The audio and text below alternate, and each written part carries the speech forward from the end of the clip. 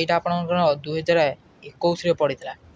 Important ବି ଅଛି, ଏବେ ବି ଆପଣଙ୍କ 2024 ମଧ୍ୟ ଆସିପାରେ।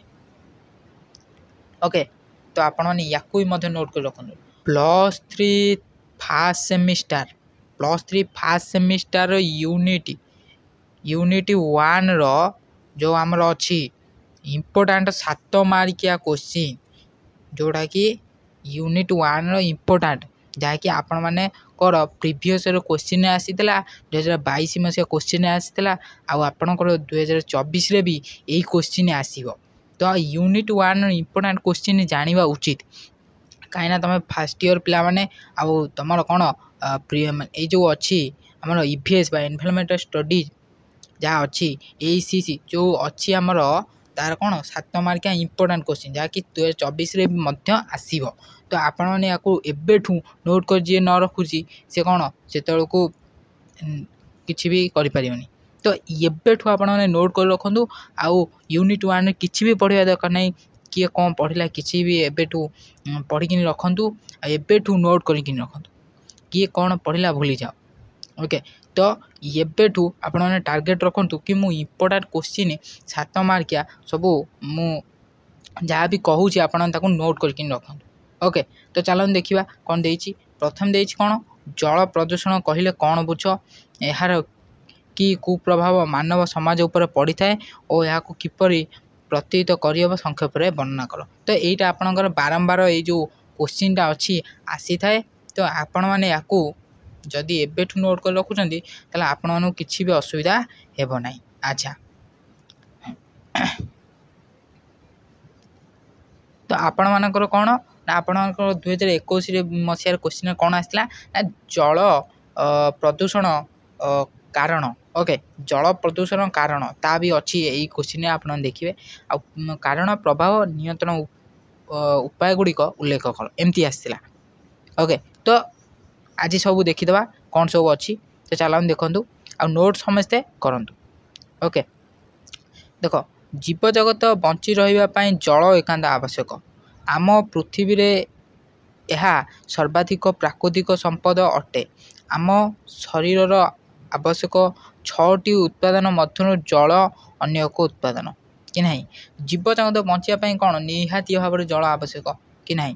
ଯେଉଁ ଆମ ଶରୀରର 6ଟି ଯେଉଁ ଆବଶ୍ୟକ ଉତ୍ପାଦନ, ଜଳଟି ହେଉଛି ଅନ୍ୟତମ। ଜଳ ଆମେ ମାନେ ଯଦି ଆମେ ନ ଖାଇ ରହିପାରିବା, କିନ୍ତୁ କ'ଣ ଜଳ ନ ପିଇ ଆମେ ବଞ୍ଚିପାରିବା ନାହିଁ। ଠିକ୍ ଅଛି, ତାପରେ କ'ଣ କହୁଛି, ଏହା ଖାଦ୍ୟ ସହ ମିଶି ଖାଦ୍ୟର ଶରୀରକୃତ ହୋଇ ଶାରୀରିକ ଆବଶ୍ୟକ ମୁତାବକ ପୋଷକ ଗୁଡ଼ିକ ଯୋଗାଇଥାଏ, ଯାହାଫଳରେ ଶରୀରର ବୃଦ୍ଧି ଘଟିଥାଏ। ଓକେ, ତ ଆପଣମାନେ କ'ଣ କରିବେ, ଗୋଟେ ଜିନିଷ ମନେ ରଖନ୍ତୁ, ପଏଣ୍ଟ ଦେଇକିନି ଲେଖିବେ। ଓକେ, ଯାହାକି ମୁଁ କହିଦେବି ଭଲ ଭଲ ପଏଣ୍ଟ, ଇମ୍ପୋର୍ଟାଣ୍ଟ ପଏଣ୍ଟ ବି କହିଦେବି।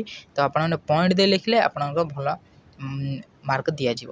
ଓକେ, ତ ଫାର୍ଷ୍ଟ ଇୟର୍ ପିଲା ଯେହେତୁ ଆପଣମାନେ ନିହାତି ବୁଝିବା ଭଲ ଭାବରେ ଆବଶ୍ୟକ, ଆପଣମାନେ ଭଲ ଭାବରେ ବୁଝନ୍ତୁ ଆଉ ନୋଟ୍ କରିକିନି ବି ରଖନ୍ତୁ। ଆଚ୍ଛା, ତାପରେ କ'ଣ କହୁଛି, କିନ୍ତୁ ବିଭିନ୍ନ ପ୍ରକାର ଜୈବିକ ଅଜୈବିକ ପଦାର୍ଥର ଅପମିଶ୍ରଣ ଫଳ ଜଳ ଭୌତିକ ଓ ରାସାୟନିକ ଧର୍ମ ନଷ୍ଟ ହୋଇଥାଏ, ଯାହାଫଳରେ ଏହା ବ୍ୟବହାର ଅନୁପଯୋଗୀ ହୋଇପଡ଼େ।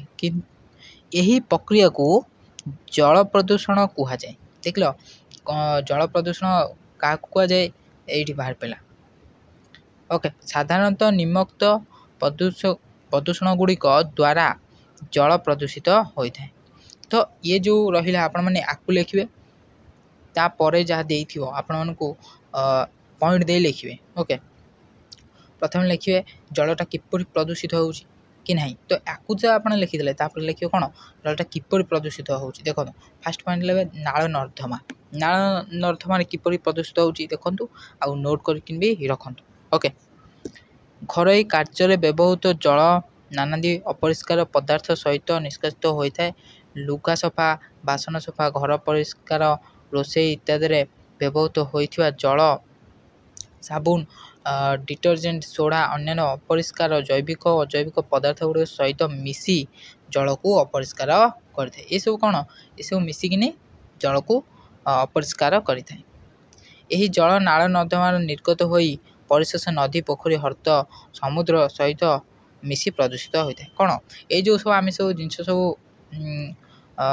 ଆମେ ସବୁ ବ୍ୟବହୃତ କରିଥାଉ, ଏସବୁ ବାସନ ମଜା, ଲୁଗା ସଫା, ଏସବୁ ଜଳ କ'ଣ ହୋଇଥାଏ ନଦୀ ନାଳ ସହିତ ମିଶିକିନି ଏ କ'ଣ ନଦୀ, ପୋଖରୀ, ହ୍ରଦ, ସମୁଦ୍ର ସବୁ ସହିତ ମିଶି ଏ ଜଳଟା ପ୍ରଦୂଷିତ ହୋଇଥାଏ।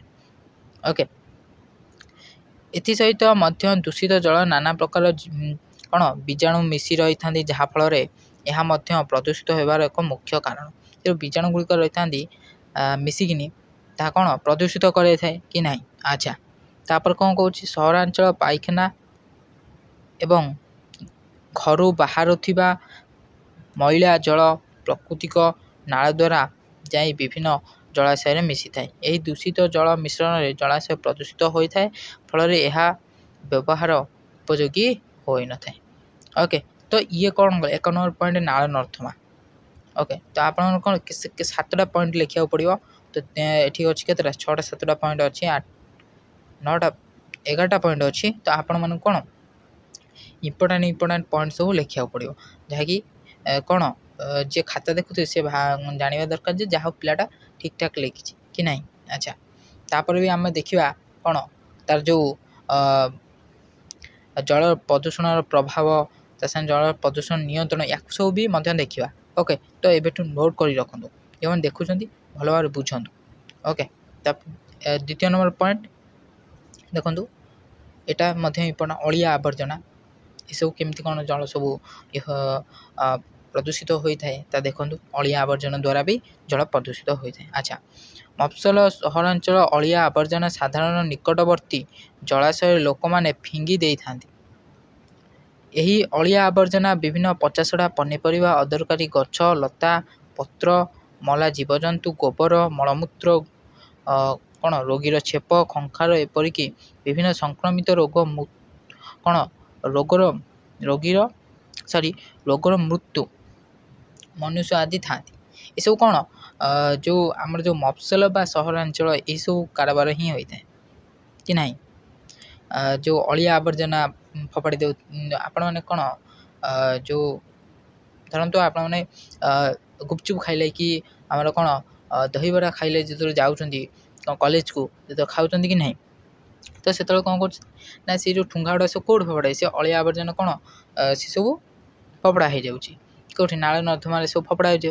ତ ସେଇଥିରୁ ହିଁ କ'ଣ ଆମର ପରିବେଶଟା ଦୂଷିତ ହେଉଛି। ତାପରେ କ'ଣ କହୁଛି, ସହରାଞ୍ଚଳ ଅବସ୍ଥିତ ବିଭିନ୍ନ ଖାଦ୍ୟ ପ୍ରସ୍ତୁତି ପ୍ରକଳ୍ପରୁ ଅବହୃତ ପଚାସଢ଼ା ଖାଦ୍ୟ ଜିନିଷ ଏବଂ ବିଭିନ୍ନ ଜୈବିକ ପଦାର୍ଥ ଆଦି ନିକଟସ୍ଥ ପୁଷ୍କରିଣୀ ଆଦି ଜଳାଶୟକୁ ଫିଙ୍ଗିବା ଦ୍ୱାରା ଜଳ ପ୍ରଦୂଷିତ ହୋଇଥାଏ। ଓକେ, ତ କେମିତି କ'ଣ ପ୍ରଦୂଷିତ ହୋଇଥାଏ ଜାଣିପାରିଲ। ଏହି ଜଳକୁ ବ୍ୟବହାର କରି ମନୁଷ୍ୟ ବିଭିନ୍ନ ରୋଗରେ ପଡ଼ିଥାଏ। ଏଇ ଯେଉଁ ଜଳକୁ କ'ଣ ବ୍ୟବହାର କରି ମନୁଷ୍ୟ ବହୁ ରୋଗରେ କ'ଣ ପୀଡ଼ିତ ହୋଇଥାନ୍ତି। ଓକେ, ତା ନେକ୍ସଟ ଦେଖିବା 3 ନମ୍ବର ପଏଣ୍ଟ, କଳକାରଖାନାରୁ ନିର୍ଗତ ଦୂଷିତ ଜଳ। ଏଇଟା ବି ମଧ୍ୟ ଇମ୍ପୋର୍ଟାଣ୍ଟ। କଳକାରଖାନାରୁ ଯେତେବେଳେ ନିର୍ଗତ ହୋଇଥାଏ ସେ ଯେଉଁ ଜଳଗୁଡ଼ା, ସେଗୁଡ଼ା କେମିତି କ'ଣ ହୋଇଥାଏ, ତ ୟାକୁ ବି ମଧ୍ୟ ଲେଖିବା ଉଚିତ। କାଗଜ କଳ, ଲୁଗା କଳ, ଚମଡ଼ା କାରଖାନା ତଥା ଅନ୍ୟାନ୍ୟ କଳକାରଖାନାର ଜଳ ବହୁଳ ପରିମାଣରେ ବିଭିନ୍ନ ଅଦରକାରୀ ଜୈବିକ ପଦାର୍ଥ ସହ ମିଶି ବାହାରିଥାଏ। ଏହି ଜଳକୁ ନିକଟସ୍ଥ ନଦୀ, ହ୍ରଦ କିମ୍ବା ସମୁଦ୍ରରେ ନିଷ୍କାସନ କରାଯାଇଥାଏ। ସେ ଜଳ ସବୁ କେଉଁଠି ଛଡ଼ା ଯାଇଥାଏ, ସେ ଜଳ ସବୁ କ'ଣ ନଦୀ, ହ୍ରଦ କିମ୍ବା ସମୁଦ୍ରକୁ ହିଁ ଛଡ଼ା ଯାଇଥାଏ। ଫଳରେ ଉକ୍ତ ଜଳଧାରା ଗୁଡ଼ିକ ପ୍ରଦୂଷିତ ହୋଇ ବ୍ୟବହାର ଅନୁପଯୋଗୀ ହୋଇଯାଏ। ଏହି ଜଳକୁ ପାନୀୟ, କୃଷି କାର୍ଯ୍ୟରେ ବ୍ୟବହାର କରି ବିଭିନ୍ନ ରୋଗରେ ପଡ଼ିଥାନ୍ତି। ଏ ଯେଉଁ ଆମର କୃଷି ଯେଉଁ ଚାଷ କରୁଛନ୍ତି, ଏକ୍ଜାମ୍ପଲ୍ ଧାନ ଚାଷ ହେଉ, ଯେଉଁ ସେ ଚାଷ ହେଉ, ସେ ସବୁ କେଉଁଠୁ ଆସୁଛି, ସେ ନଈରୁ ସବୁ ପାଣି ଆସିକି ହେଉଛି ନା ନାହିଁ। ତ ସେସବୁ ଯେଉଁ କଳକାରଖାନା ଯେଉଁ ଛାଡ଼ିଲେ, ଯେଉଁ ସେ କ'ଣ ନଈରେ ମିଶିଲା, ତ ତାକୁ କ'ଣ କୃଷି ତା କାର୍ଯ୍ୟରେ ଲଗେଇଲା। ସେ ଯେଉଁ କାର୍ଯ୍ୟରେ ଲଗେଇଲା ସେ କ'ଣ ସେ ବିଭିନ୍ନ ସେ ଯେଉଁ ପାଣି ଗୁଡ଼ିକ ମିଶି ସେ ବିଭିନ୍ନ ରୋଗରେ ପୀଡ଼ିତ ହେଲା। ବୁଝିପାରୁଛନ୍ତି କି ନାହିଁ। ଆଚ୍ଛା, ତାପରେ 4 ନମ୍ବର ପଏଣ୍ଟ, ସଂକ୍ରାମକ ଅଭିଜ୍ଞତା। ଦୂଷିତ ଆବର୍ଜନା ଫଳ ବହୁଳ ପରିମାଣ ସଂକ୍ରାମକ ରୋଗର ଜୀବାଣୁ, ବୀଜାଣୁ, ଭୂତାଣୁ ଆଦି ବୃଦ୍ଧି ପାଇଥାନ୍ତି। ଏହି ଜଳକୁ ବ୍ୟବହାର କରି ଦ୍ୱାରା ସୁସ୍ଥ ଜୀବ ରୋଗକ୍ରାନ୍ତ ହୋଇ ମୃତ୍ୟୁମୁଖରେ ପଡ଼ିଥାଏ। ଏଇ ଯେଉଁ ଆମର ଯେଉଁ ସଂକ୍ରାମକ ରୋଗରେ କିପରି ପଡ଼ିଥାନ୍ତି ନା ସେ ଯେଉଁ ଜୀବାଣୁ ଭୂତାଣୁ ଏସବୁ ତାଙ୍କର ସବୁ ଏଇସବୁ ଜଳରୁ ବୃଦ୍ଧି ପାଇଥାଏ। ମଶା ମାନେ ବି ତାଙ୍କର କ'ଣ ବଂଶ ବିସ୍ତାର କରିଥାନ୍ତି। ତ ସେଥିଦ୍ୱାରା କ'ଣ ସୁସ୍ଥ ଲୋକ ବି କ'ଣ ହୋଇଥାଏ ନା ମୃତ୍ୟୁମୁଖରେ ପଡ଼ିଥାଏ ବା ରୋଗାକ୍ରାନ୍ତ ବି ହୋଇଥାଏ। ଆଚ୍ଛା, ତାପରେ ନେକ୍ସଟ ପଏଣ୍ଟ 5 ନମ୍ବର ପଏଣ୍ଟ ଦେଖନ୍ତୁ। 5 ନମ୍ବର ପଏଣ୍ଟ ବି ଇମ୍ପୋର୍ଟାଣ୍ଟ। କୀଟନାଶକ ରାସାୟନିକ ଦ୍ରବ୍ୟ, ଯାହାକି କୀଟନାଶକ ଔଷଧ ଏବେ ବହୁତ ଜାଗାରେ ବ୍ୟବହାର ହେଉଛି, ଆପଣମାନେ ଜାଣିଥିବେ। କୀଟନାଶକ ଔଷଧ ଆମର କ'ଣ ସବୁ ମାନେ ଧରନ୍ତୁ ଆପଣମାନେ ଗୋଟେ ଗଛ ଲଗାଇବେ, ସେଥିରେ କୀଟନାଶକ ଔଷଧ ବ୍ୟବହାର କରୁଛନ୍ତି କି ନାହିଁ? ଆଚ୍ଛା, ଦେଖନ୍ତୁ କ'ଣ ସେ କହୁଛି। କୀଟନାଶକ ରାସାୟନିକ ଦ୍ରବ୍ୟ ଆଜିକାଲି ଶସ୍ୟ ଓ ଫସଲକୁ ବିଭିନ୍ନ କୀଟପତଙ୍ଗ, କଟକ, ଶୈବାଳ, ବାଳୁଙ୍ଗା ଆଦି ରକ୍ଷା ନିମନ୍ତେ ମାରାତ୍ମକ ରାସାୟନିକ ଦ୍ରବ୍ୟଗୁଡ଼ିକ ବହୁଳ ପରିମାଣରେ ବ୍ୟବହାର ହେଉଛି। ବର୍ଷା ଜଳ ଜଳସେଚନର ବ୍ୟବହୃତ ଏବଂ ବନ୍ୟା ଜଳ ଚାଷ ଜମିରୁ ଏହି ବିଷାକ୍ତ କୀଟନାଶକ ରାସାୟନିକ ପଦାର୍ଥଗୁଡ଼ିକ ମିଶି ପୁଷ୍କରିଣୀ, ହ୍ରଦ, ନଦୀ ଆଦି ଜଳକୁ ପ୍ରଦୂଷିତ କରିଥାନ୍ତି। କେମିତି କରିଥାନ୍ତି ଆପଣ ବୁଝିପାରିଲେ? ଆଚ୍ଛା, ମୁଁ ଆଉ ଥରେ କହିଦେଉଛି, ବୁଝନ୍ତୁ। ସେ କ'ଣ ହେଇଥାଏ ନା ଏଇ ଯେଉଁ ଆପଣମାନେ ଧରନ୍ତୁ ଯେକୌଣସି ବି ଚାଷ କରନ୍ତୁ ହେଲା, ତ ଏକ୍ଜାମ୍ପଲ୍ ହେଉ ଧାନ ଚାଷ କିମ୍ବା କୋବି ଚାଷ, ଆପଣ ଯେଉଁ ବି ଚାଷ କଲେ ଆପଣମାନେ ସେ ଯେଉଁ କୀଟନାଶକ ଯେଉଁ ପୋକ ସବୁ ଥାନ୍ତି ତାକୁ ସବୁ କାଟି ଦେଇଥାନ୍ତି କି ନାହିଁ ଧାନକୁ। ତ ଧାନକୁ ଯେହେତୁ କାଟି ଦେଇଥାନ୍ତି, ଏସବୁ କ'ଣ କୀଟନାଶକ ଔଷଧ ବ୍ୟବହାର କରି ପୋକକୁ ମାରି ଦେଇଥାନ୍ତି। ସେ ଯେଉଁ ବର୍ଷା ହୋଇଥାଏ, ସେ ଯେଉଁ ବର୍ଷା ହୋଇକିନି ବର୍ଷା ଦିନ ବର୍ଷା ହୁଏ, ବର୍ଷା ହୋଇକିନି କ'ଣ ହୋଇଥାଏ, ସେ ଯେଉଁ ଜଳ ସହିତ ସେ ଯେଉଁ ଆପଣମାନେ କୀଟନାଶକ ଔଷଧ ବ୍ୟବହାର କରିଥାନ୍ତି, ତ ଔଷଧ ଯେତେକ ବର୍ଷା କ'ଣ ଜଳଟା କୁଆଡ଼େ ଯାଏ? ନଦୀରେ ମିଶେ। ତ ସେଗୁଡ଼ା ସବୁ ମିଶିକିନି ଜଳକୁ ପ୍ରଦୂଷିତ କରିଥାନ୍ତି। ଏହି ଜଳ ଦ୍ୱାରା ବହୁ କ'ଣ ଜଳଜ ପ୍ରାଣୀ ଏବଂ ଉଦ୍ଭିଦ ମୃତ୍ୟୁମୁଖରେ ପଡ଼ିଥାନ୍ତି। ମନୁଷ୍ୟ ଏବଂ ଗୃହପାଳିତ ପଶୁପକ୍ଷୀମାନେ ଏହି ଜଳ ସେବନ କରି ବିଭିନ୍ନ ରୋଗରେ ପଡ଼ନ୍ତି ଅଥବା ମୃତ୍ୟୁବରଣ ବି କରିଥାନ୍ତି ହେଲା। ତ ଇଏ କ'ଣ ସମସ୍ତେ ଗୃହପାଳିତ ପଶୁ ବି ସେମାନେ କ'ଣ କରନ୍ତି, ଯେଉଁଠି ନାହିଁ ସେଠି ପାଣି ପିଇ ଦିଅନ୍ତି, ସେମାନେ ବି କ'ଣ ରୋଗରେ ବି ପଡ଼ିଥାନ୍ତି। ପ୍ଲସ୍ ତା ସାଙ୍ଗରେ କିଏ ମନୁଷ୍ୟ ବି ରୋଗରେ ପଡ଼ନ୍ତି। ଓକେ, 6 ନମ୍ବର ପଏଣ୍ଟ ଦେଖିବା, କୃଷି ଜନିତ ଆବର୍ଜନା। ଓକେ, ଇଏ ବି ଇମ୍ପୋର୍ଟାଣ୍ଟ ପଏଣ୍ଟ, କାହିଁକିନା କୃଷି ଉପରେ ଅଛି ମାନେ ଆପଣ ନିଶ୍ଚୟ ଲେଖିବା ଦରକାର। ଓକେ, ଯଦି ଆପଣ କୃଷି ଉପରେ ଯେଉଁଟା ନ ଲେଖୁଛନ୍ତି ତାହେଲେ କିଛି ଆଉ ରହିବନି। ଓକେ, ଇମ୍ପୋର୍ଟାଣ୍ଟ ପଏଣ୍ଟ ହିଁ ଏଇଟା। ଯଦି ଆପଣ ଏଇଟା ଫାଷ୍ଟ ଲେଖିବେ ତାହେଲେ ବହୁତ ହି ବଢ଼ିଆ ହେବ। ଦେଖନ୍ତୁ, କୃଷି କ୍ଷେତ୍ରରେ ବ୍ୟବହୃତ ହେଉଥିବା ବିଭିନ୍ନ ପ୍ରକାର ରାସାୟନିକ ସାରର ବହୁଳ ବ୍ୟବହାର ଦ୍ୱାରା କିଛି ପରିମାଣର ଜଳ ମଧ୍ୟ ପ୍ରଦୂଷଣ ହୋଇଥାଏ। ସେହିପରି ମଧ୍ୟ ସାର ବ୍ୟବହୃତ ଅବସ୍ଥାରେ ମୃତ୍ତିକା ମଧ୍ୟରେ କିଛି ପରିମାଣ ଗଚ୍ଛିତ ହୋଇ ରହିଥିବା ଏହି ସାର ଜଳସ୍ରୋତ, ବର୍ଷା ଜଳ ଆଦି ଦ୍ୱାରା ଏହି ନିକଟସ୍ଥ ଜଳାଶୟରେ ପଡ଼ିଥାଏ। ଫଳରେ ଜଳ ମଧ୍ୟ ପ୍ରଦୂଷିତ ହୋଇଥାଏ। ଜଳ କିପରି ପ୍ରଦୂଷିତ ହୋଇଥାଏ ନା ଏହିପରି ଜଳସ୍ରୋତ ଯେଉଁ ପଡ଼ିଥାଏ କୃଷି କ୍ଷେତ୍ରରେ ତା ଦ୍ୱାରା ପ୍ରଦୂଷିତ ହୋଇଥାଏ। ଏହି ପାନୀୟ ରୂପେ ବ୍ୟବହାର କରିବା ଦ୍ୱାରା ମନୁଷ୍ୟ ତଥା ପ୍ରାଣୀମାନଙ୍କର ଶରୀରରେ ବହୁ ଦୂର ରୋଗ ଦେଖାଯାଇଥାଏ। ବହୁତ ଦ୍ୱାରା ରୋଗ ଦେଖାଯାଇଥାଏ। ବୁଝିପାରୁଛନ୍ତି କି ନାହିଁ? ଆଚ୍ଛା, 6 ନମ୍ବର ପଏଣ୍ଟ ପଳେଇଲା। ଆପଣ ଲାଷ୍ଟ ପଏଣ୍ଟ ଲେଖିବେ 7 ନମ୍ବର ପଏଣ୍ଟ, ଯେଉଁଟାକି ଏଇଟା ଦେଖନ୍ତୁ 7 ନମ୍ବର ପଏଣ୍ଟ ଏଇଟା କରିବେ, ପେଟ୍ରୋଲିୟମ ପ୍ରଦୂଷକ। କାହିଁକିନା ଆପଣମାନେ ପେଟ୍ରୋଲ ପକାଉଛନ୍ତି ସବୁବେଳେ, ତାହା ଉପରେ କିଛିଟା ଲେଖିବେ। ଓକେ, ଦେଖନ୍ତୁ ଇମ୍ପୋର୍ଟାଣ୍ଟ ପଏଣ୍ଟ ଏଇଟା। ପେଟ୍ରୋଲ ତ ସବୁଆଡ଼େ ବ୍ୟବହାର ହେଉଛି। ତୈଳ ବିଶୋଧନ ଦ୍ୱାରା ସନ୍ନିକଟ ନଦୀ, ସମୁଦ୍ର ଜଳ ବିଷାକ୍ତ ହୋଇଥାଏ। ତୈଳବାହୀ ଜାହାଜରୁ ନିର୍ଗତ ପେଟ୍ରୋଲିୟମ ସାମଗ୍ରୀ ଦ୍ୱାରା ଜଳ ସମୁଦ୍ର ବିଷାକ୍ତ ହେବା ସ୍ୱାଭାବିକ ପ୍ରକ୍ରିୟା ଅଟେ। ସାଧାରଣତଃ ନଦୀ କିମ୍ବା ସମୁଦ୍ର ଗର୍ତ୍ତରେ ତୈଳକୂପ ଖନନ କରାଯାଇଥାଏ। ଏହି ସମୟରେ ବହୁ ପରିମାଣରେ ତୈଳ ଜଳ ସହ ମିଶି ତାକୁ ବିଷାକ୍ତ କରିଥାଏ। ସେହିପରି ବେଳେବେଳେ ତୈଳକୂପରେ କ'ଣ ଅଗ୍ନିସଂଯୋଗ ଦ୍ୱାରା ଭୟାବହ ଅବସ୍ଥା ସୃଷ୍ଟି ହୋଇଥାଏ। ଏହା ପ୍ରଭାବ ଦ୍ୱାରା ଜଳ ମଧ୍ୟ ପ୍ରଦୂଷିତ ହୋଇଥାଏ। ଏହା ପ୍ରଭାବ ଦ୍ୱାରା କିଏ ଜଳ ମଧ୍ୟ ପ୍ରଦୂଷିତ ହୋଇଥାଏ। କାରଣ ଏହା ଜଳ ମିଶିବା ଦ୍ୱାରା ଜଳରେ ଦ୍ରବୀଭୂତ ଅମ୍ଳଜାନ କମିଯାଏ, ଯାହାଦ୍ୱାରା ଜଳଜ ଜୀବଜନ୍ତୁ ମୃତ୍ୟୁମୁଖରେ ପଡ଼ନ୍ତି। ବୁଝିପାରିଲ କି ନାହିଁ? अच्छा नेक्स्ट देखा ये तो दुईटा पॉइंट रही आप जदि लिखे तो टेलीग्राम रे जॉइन करगले आपको पीडीएफ पठेदे आप लिखिपारे तो एबे भी नोट कर दिंतु तो यहाँ पढ़ते आपण मन देखूँ जल प्रदूषण प्रभाव यहाँ आप 2021 पड़ी इम्पोर्टाट भी अच्छी एबे भी आपण 2024 आसीपारे ओके तो आपण मैंने या नोट कर रखु जल प्रदूषण प्रभाव कौन रही जल प्रदूषित होगा फल मानव सभ्यता व्यवहृत विपद माड़ी आसे फल मानव सभ्यता बहुत क्षति संगठित हुए यथा एक नंबर पॉइंट देती केतटा आमर 10टा पॉइंट देती तो देखो तापर भी अच्छी जल प्रदूषण नियंत्रण ये भी आसला आमर प्रिवियस ईयर क्वेश्चन रे तो आपण मन प्रिवियस ईयर नुह आम से 2021 मसीहा क्वेश्चन ही आसला कहीं जल प्रदूषण कारण प्रभाव और नियंत्रण उपाय गुड़िक उल्लेख कर एमती आसला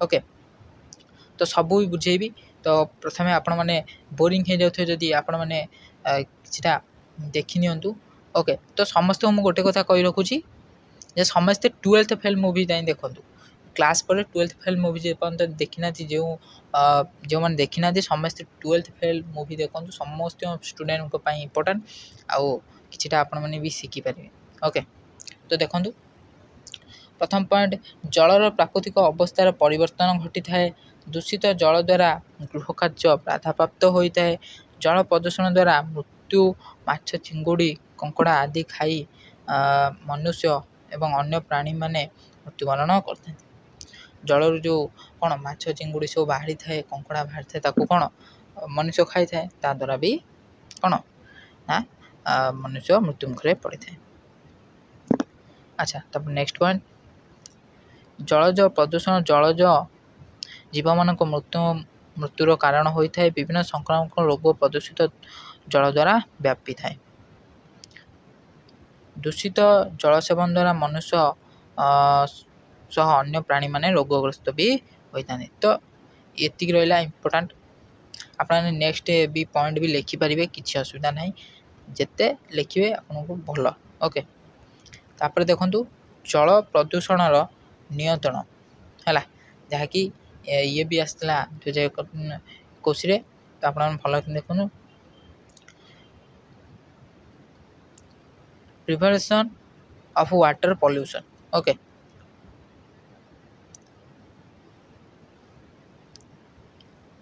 देखो एक नंबर पॉइंट आईन कानून प्रणयन यही विरुद्ध चलन करुवा कलकारखाना व्यक्ति विशेष विरुद्ध दृढ़ कार्यानुष्ठान ग्रहण करने जल प्रदूषण ह्रास करमती कौन जल प्रदूषणर नियंत्रण केमती कौन कर आसी था परीक्षार बारंबार तो या इम्पोर्टाट ओके तो 2 नंबर 3 नंबर 4 नंबर 5 नंबर 7टा पॉइंट आप लिखे बेसी लिखे 7टा पॉइंट ही लिखे तापर नियंत्रण परिमाण रासायनिक सार कृषि क्षेत्र में प्रयोग द्वारा जल प्रदूषणर मात्रा कम करा जाय पारिबो नाल नर्दमार दूषित पानी जलाशय मध्य को न छाड़ी कौन पातन क्रिया द्वारा विशुद्धीकरण करा जाय पारिबो तो किपर ये सब विशुद्ध करा जाय पारिबो ताहा उपरे भी लिखिबाटा जरूरी कलकारखाना निर्गत जल को विशोधन पूर्वक यार पुनः व्यवहार द्वारा जल प्रदूषण रोक जाय पारिबो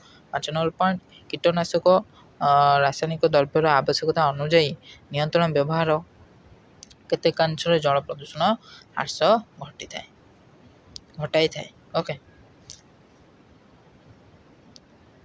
तापर कौन कहूँ तैल विशोधन तैलकूप खनन एवं सर्वोपरि जहाज द्वारा पेट्रोलियम तैल प्रेरण समय सतर्कता अवलंबन द्वारा सामुद्रिक तैल प्रदूषण ह्रास पाई थाए 6 नंबर पॉइंट 7 नंबर पॉइंट कौन कहूँ विभिन्न जलाशय बहु भाव में वृद्धि पाउथिबा जलज उद्भिद जैवाल जल इत्यादि को व्यवहार कर नष्ट करदेवा द्वारा जलाशय प्रदूषण मुक्त होबार संभावना थाए तो 7टा पॉइंट ही लिखे ओके तापर 9 नंबर पॉइंट इम्पोर्टाट सरकार आईन प्रणयन और यार सठिक कार्यकारिता हो पारे जल प्रदूषण रोक जाए यहाँ इम्पोर्टाट पॉइंट मैंने या लिखिकी रखु ये इम्पोर्टाट पॉइंट ओके 9 नंबरटा तो आउरी आपको इम्पोर्टाट 3 मार्किया 2 मार्किया सब इम्पोर्टाट देवी तो आउ प्रीवियस क्वेश्चन डिस्कसन हम है ତ ଆଜି ପାଇଁ ଥିଲା ଏତିକି ଭିଡ଼ିଓ। ଆଗକୁ ଆମେ ଆହୁରି ଇମ୍ପୋର୍ଟାଣ୍ଟ କ୍ୱେଶ୍ଚିନ୍ ସବୁକିଛି ଦେଖିବା।